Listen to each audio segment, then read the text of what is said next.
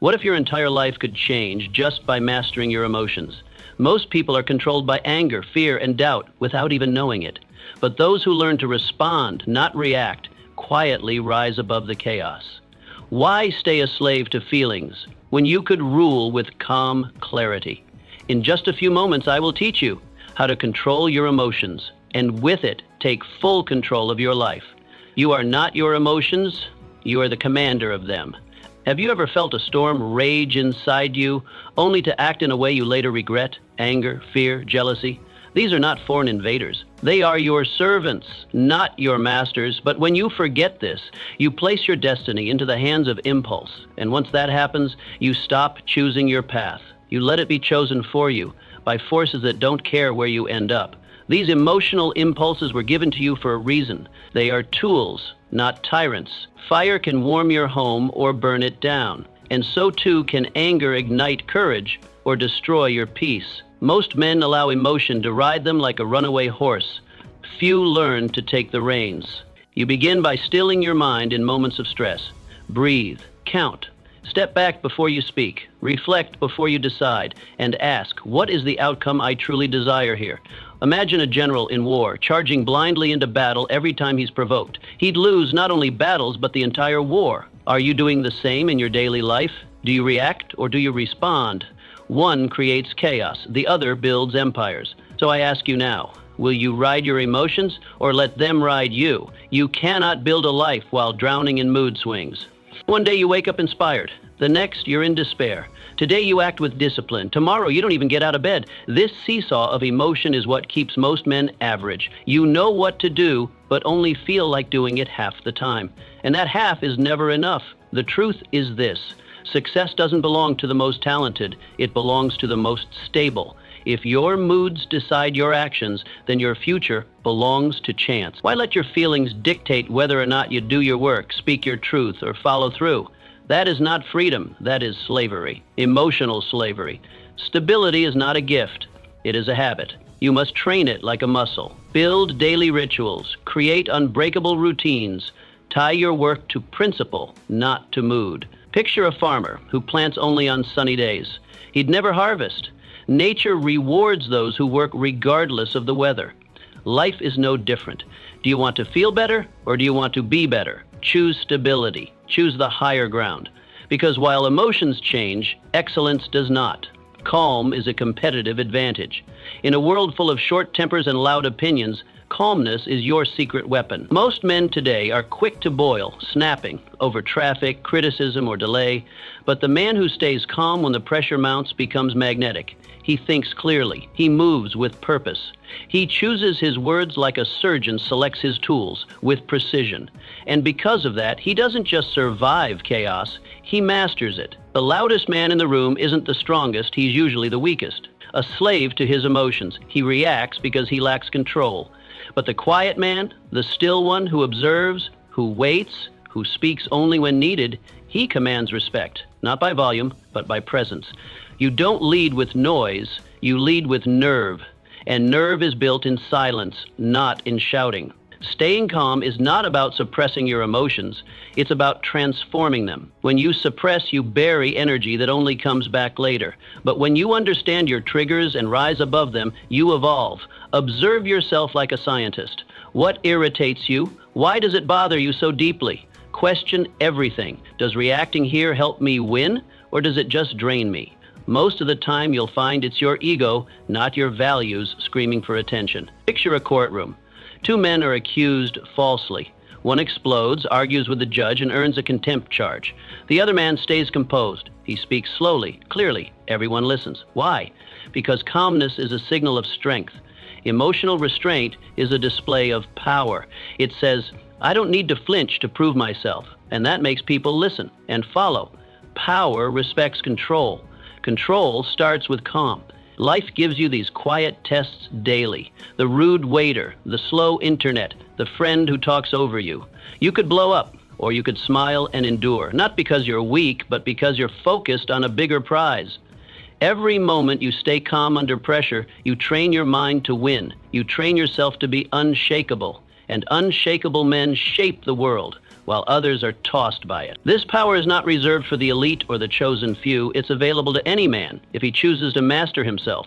Calmness is not something you wait for. It's something you decide to practice. You don't get calm by chance. You get calm by commitment, by choosing every day to respond instead of react, to think instead of panic, to endure instead of erupt. That is real power. That is the edge. And it's waiting for you right now. You don't need to feel ready to begin. You need to begin to feel ready. Too many men wait. They wait for the right mood, the perfect motivation, the spark of inspiration that never comes. They sit idle, hoping to feel like it. But emotion is as unreliable as weather in a stormy land. It changes without warning. It doesn't ask for your permission. And if you depend on it to move forward, you may sit still forever, because feelings lie. They tell you you're not ready, not capable, not strong enough until it's too late to act. Readiness, as most understand it, is a myth, a trick of the mind that whispers, wait a little longer.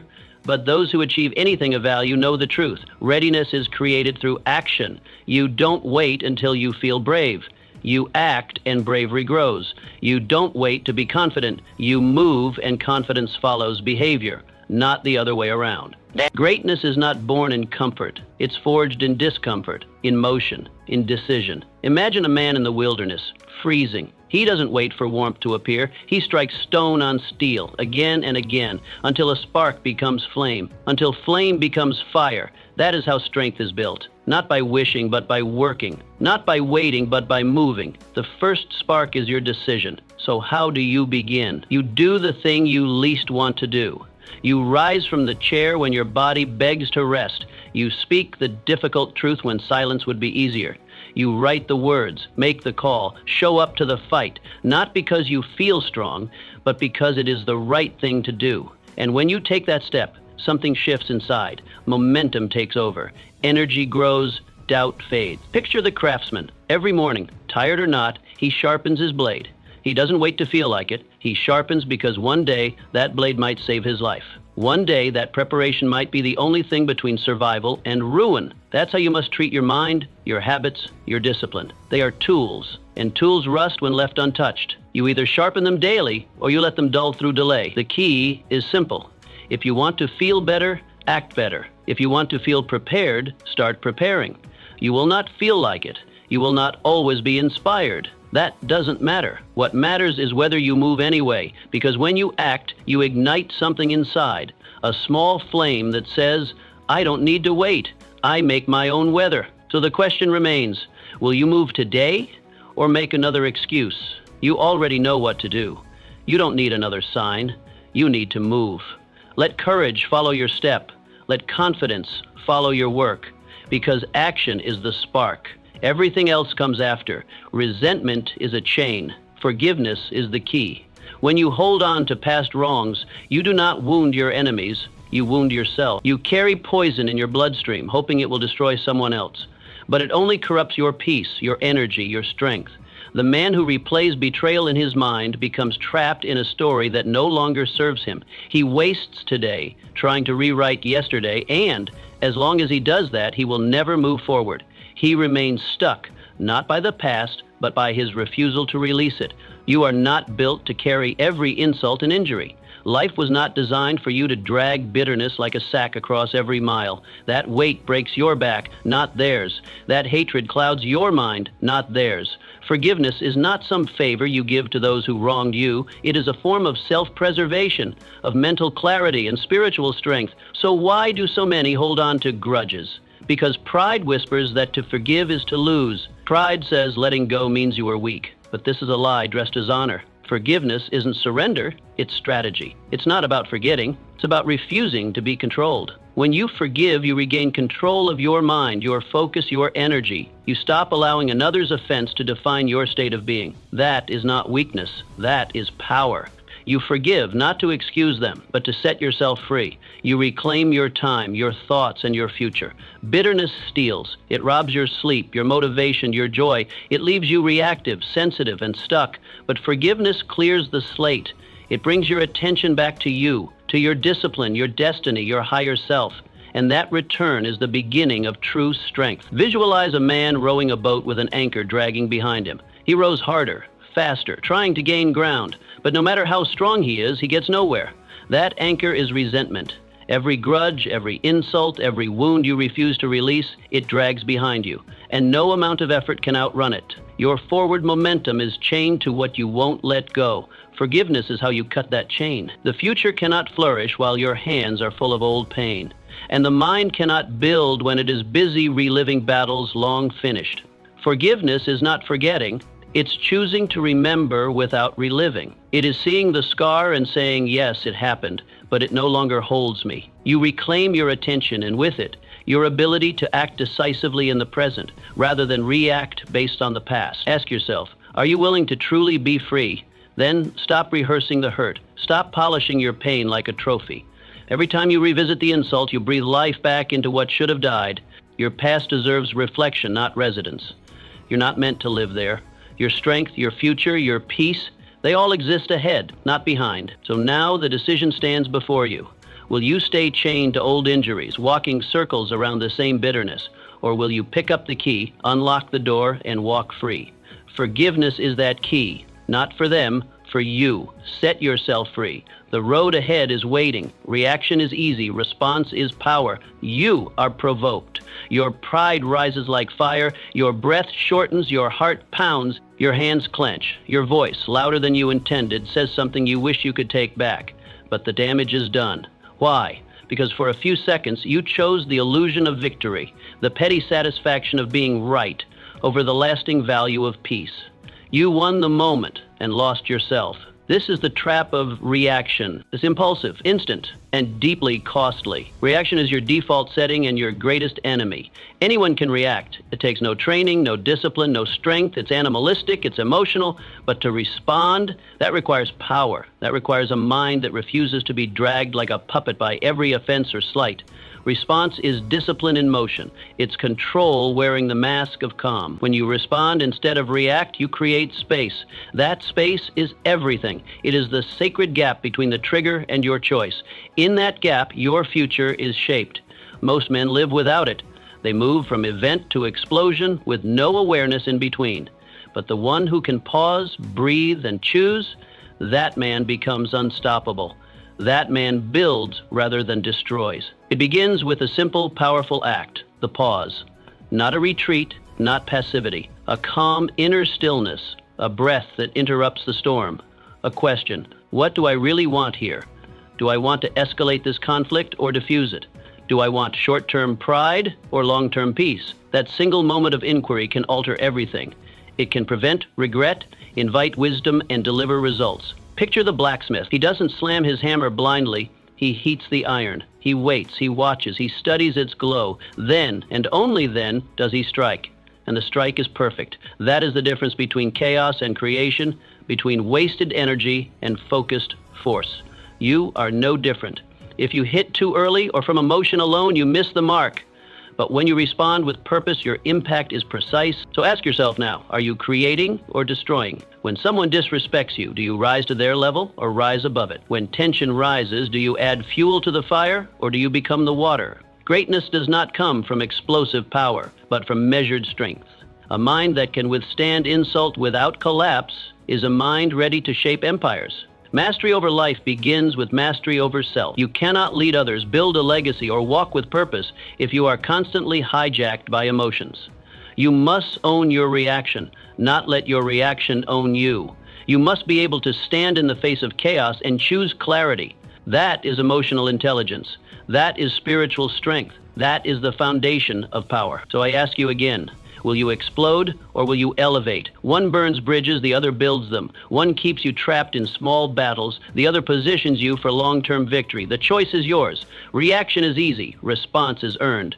Choose the higher ground and become the man who commands not just the moment, but himself.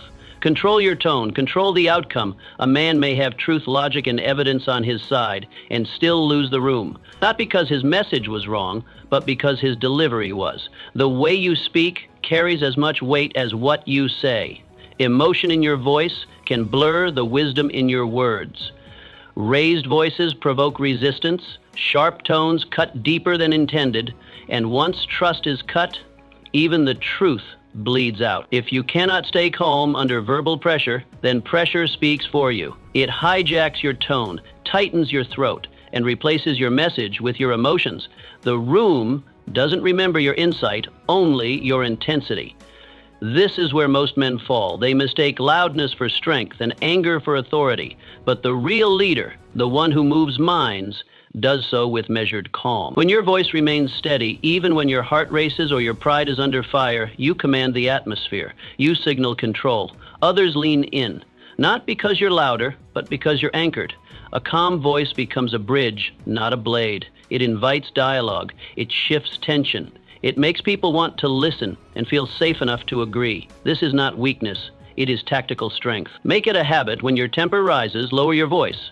The quieter you speak, the more others must tune in. When you feel misunderstood, clarify. Don't shout. Shouting makes your point smaller, not louder.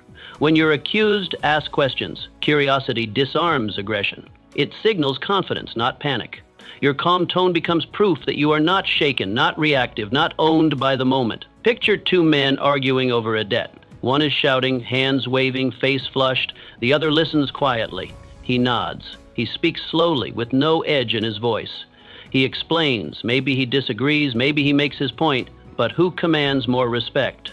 Who seems like the one in control? It's not the louder man, it's the clearer one. And clarity walks hand in hand with calm. Your tone is not decoration, it's strategy. It reveals how deeply rooted you are. A shallow man reacts. A grounded man responds. Every word you say is carried on the river of your tone. And if that river is turbulent, your meaning drowns. If it's smooth, your message travels farther. Leaders don't just speak facts. They shape tone like a weapon and a shield. If you're struggling to be heard, to be respected, to be taken seriously, perhaps it's not your message that's the problem. It might be your tone. Are you reacting from the pit or speaking from the mountain? One echoes with desperation. The other resonates with vision. One stirs defensiveness. The other inspires trust. The world does not need more men who shout to be understood. It needs men who speak with depth, who understand that a calm voice in conflict is more powerful than any argument won in rage. Your tone is your legacy in every conversation. It determines how people remember you, not just what they heard, but how you made them feel. So raise your thinking and lower your tone. That's how real leaders move hearts, win trust, and shift outcomes. Speak not to prove your strength, but to reveal it. Calm is louder than anger. Silence often speaks louder than noise. And the man who speaks with control speaks with undeniable authority. The strongest man is the one who can wait. You want it now, the solution, the win, the recognition, the revenge. But real power isn't proven in how fast you move. It's proven in how long you can wait without losing your edge. The world rushes to act. The wise man waits, watches, and then strikes with precision. In haste, people trip over their own ambition. In patience, you gather insight, power, and advantage. The man who can wait without dulling his hunger becomes a silent storm. Impatience is the child of fear. It whispers, act now or lose everything. But patience is the companion of confidence. It says, I don't need to rush. My moment will come. Every time you act in desperation, you leak power. But every time you pause, observe, and plan, you build it. Real confidence isn't loud or frantic. It's still, measured, and rooted in knowing, not in needing. The modern world rewards speed, fast money, fast fame, fast decisions. But what it rarely shows is the cost of that speed: regret, failure, and missed lessons. The wise man knows better. He sharpens his sword before battle. He reads the room before speaking. He studies the terrain before stepping forward. Every second he waits, he becomes more prepared, not less powerful. He plays the long game, not the loud one. Waiting is not weakness, it's a weapon. You are not retreating, you are loading. You are not hesitating, you are calculating. Your silence is not submission. It is a signal that you are thinking, watching, and choosing.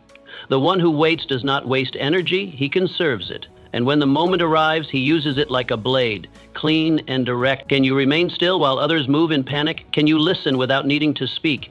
Can you walk away from a fight your pride begs you to win? These are the tests. These are the quiet battles that determine if you are ruled by ego or if you are guided by purpose. The one who passes these tests becomes dangerous because he moves only when it matters. Picture a hunter in the woods. He hears a rustle. He draws his bow, but does not fire. He waits, watches. He lets the moment ripen. Then, with full control, he releases. The shot is clean. The victory is earned. That's not luck. That's patience refined into lethal accuracy. He's not reacting, he's responding. That's the difference between amateurs and masters. What about you? Are you ruled by impulse or anchored in insight? Do you act to prove something or to accomplish something? Can you stay steady in uncertainty without scrambling for quick answers? The man who cannot wait shows his weakness, but the one who can wait without flinching, he commands respect. His silence speaks louder than others' shouts. His timing creates shockwaves. The most dangerous man is the one who waits without growing weak. While others burn out in pursuit, he builds quietly in the shadows. He's not chasing moments, he's creating them. Every delay is a brick in his fortress. Every pause is a sharpening stone. And when he finally steps forward, it's not just a move, it's a masterstroke. So ask yourself, can you wait or must you rush? Can you breathe when the clock ticks louder? Can you let others pass you knowing you're still ahead? Patience is not just endurance, it's strategy. It's not sitting still, it's standing ready. And the man who waits well rises far beyond those who leap too soon. Your rise or your fall will depend not on your speed, but on your timing. Impulse reacts, patience chooses. Wait well, and the world will open in your favor. Rush blindly and watch it slip through your hands. The choice, as always, is yours. The mind cannot serve two masters. Choose peace or chaos. Every day, without fail, life presents you with a choice. Will you feed your peace or will you feed your chaos? Most men don't answer directly. Instead, they juggle. They light incense for peace in the morning, then open the door to noise by noon. They pray for calm, but conflict. They crave stillness, but stay addicted to the storm. And they wonder why the soul is tired and the mind is loud. Your mind is not neutral. It is a furnace, and it burns whatever you feed it. Feed it gossip, jealousy, agitation, fear, or distraction, and it will consume those things until your thoughts are ash. Your anxiety isn't always from the world. It's often from the fuel you chose to throw in. Your chaos is not bad luck. It's the consequence of careless input. Understand this. You will never control the world. You can't stop the news cycle. You can't silence every critic. You can't block every fool. But you can control the gate to your temple. You can decide who enters your mind. You can choose what conversations to entertain. You can choose which voices to heed and which to ignore. This power is yours, but only if you claim it. Peace is not passive. It is not a default setting. It is built, earned, and guarded like a fortress. It does not land in your lap. It is carved, one decision at a time. Every time you say no to nonsense, every time you walk away from drama, every time you turn down the volume of distraction, you're laying another brick in the wall around your peace. Begin with silence, not just the absence of noise, but the presence of stillness. Turn off the outside and listen within. Let the morning greet you without clutter.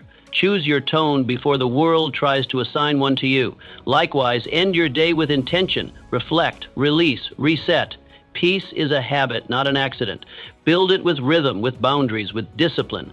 Picture the captain of a ship in a storm. He doesn't waste energy yelling at the sea. He doesn't curse the wind. He tightens the sails. He grips the helm. He adjusts course. That's what self-mastery looks like. The waves keep coming, but he stays anchored. That captain is you, if you choose to be. The storm is life. Your control lies not in calming the weather, but in commanding your vessel. Ask yourself honestly, what are you allowing into your ship? What conversations are you letting echo in your mind long after they've ended? What thoughts are you replaying like a broken record? If your mind is in chaos, don't just ask why, ask what. What are you feeding it? The fire does not start itself. Something or someone lit the match. Identify it, and then stop handing them the torch. Peace is not soft, it is strong. It's not the absence of problems. It's the refusal to let problems control you. It's not pretending things are fine. It's choosing not to fuel what isn't. Peace is your decision to be centered while the world spins. Your decision to pause instead of panic. Your decision to lead your mind instead of follow your impulses. You have far more control than you think. But control begins with responsibility. The world will try to provoke you, distract you, pull you in every direction. You must be the one to decide what gets your attention and what does not. Because what you dwell on, you become. What you listen to, you absorb. What you tolerate, you teach your mind to crave. So today, as you walk into noise, into demands, into the distractions of modern life, pause, tighten your sails, grip your helm. Ask, Is this helping my peace or harming it? Am I choosing calm or inviting chaos? Your mind will follow your lead, but first you must lead it. Choose peace, choose it again, choose it until it becomes who you are. Emotional discipline is the hidden door to freedom. Most people believe freedom means doing whatever you feel like, sleeping in, snapping back, quitting when it's hard, indulging every craving. But that is not freedom. That is captivity disguised as choice. That is your emotions making the rules. That is your impulses playing the king. Real freedom is something stronger, higher. Real freedom is doing what you decided to do, regardless of how you feel. When emotion rules your life, you become a slave to the moment. Your anger drives your voice. Your fear controls your choices. Your doubt stalls your progress. And when that happens, you become predictable. Predictable to your enemies, predictable to your competitors, predictable to anyone who knows how to push your buttons, and the predictable man is the easiest to control. But what happens when you break that pattern? What happens when you refuse to let emotion dictate your action? You become a different kind of man, one who can see his emotions without obeying them. You feel the fear, but step forward anyway. You feel the rage, but you stay silent. You feel the discouragement, but you keep going. That is emotional discipline. That is the highest form of self-command. This does not mean you feel nothing. You are not stone. You are not numb. In fact, you feel deeply, but you choose wisely. You don't run from your feelings. You rise above them. You hear them knocking, but you do not hand them the wheel. You remain centered, clear, and calm, even in chaos. That is what separates the warrior from the wanderer, the leader from the follower. You build this strength in small moments. When you're irritated, smile instead of snapping. When you're tired, stand taller instead of slouching. When you're discouraged, speak strength into your soul. These acts may feel small, even silly, but they are the training ground of greatness. Discipline is not built in public. It is built in the quiet decisions you make when no one's watching. Picture a warrior in battle. He sees the enemy charging. Fear rises like a flood in his chest. His hands tremble, his breathing shortens. Every instinct tells him to run. But he doesn't drop his sword. He feels the fear, but he grips tighter. He plants his feet, and in that choice, that single moment, he changes everything. He doesn't win because he feels no fear. He wins because he doesn't obey it. Now ask yourself, what do you do when fear shows up? When doubt creeps in? When mood shifts? Do you drop your sword? Your goals, your standards, your values? Every time your emotions shift? Or do you hold steady? Do you stand firm? That's the test. That's what defines the depth of your discipline. Emotional discipline is not about force. It's not about suppressing everything you feel. It's about direction. It's about choosing your response with purpose. And that response becomes your reality. Over time, these choices stack. Each moment of self-control becomes a brick in the house of your future.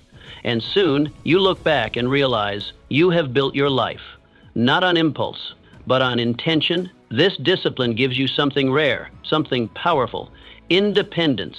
Independence from your mood.